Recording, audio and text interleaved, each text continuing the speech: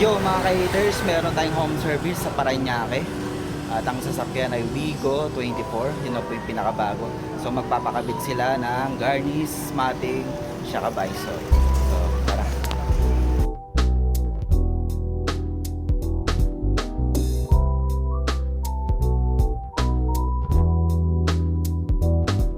So yung mga ka-haters, nandito na tayo sa ating home service.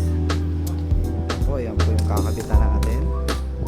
So pakita ko na lang po mamaya ang pag nilagay na ang garnish saka yung visor. So home service.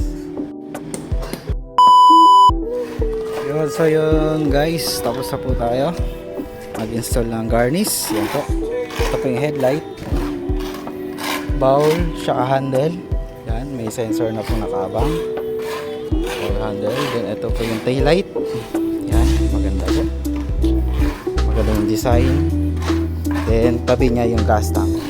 So goods na yung garnish. Then ito naman po yung visor, malapad siya, then parang malaki.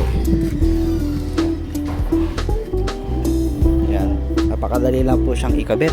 Yan, sa kabila rin po ganun din po siya, 4 pieces po siya. Then ito naman po yung mating.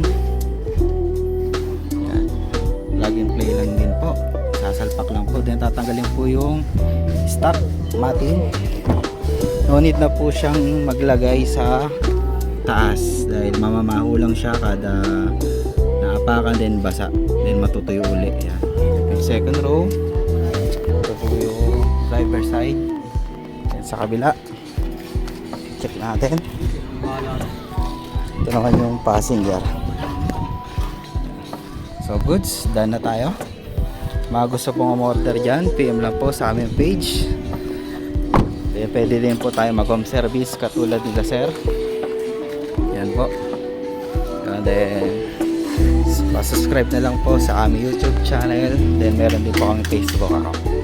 So thank you mga riders.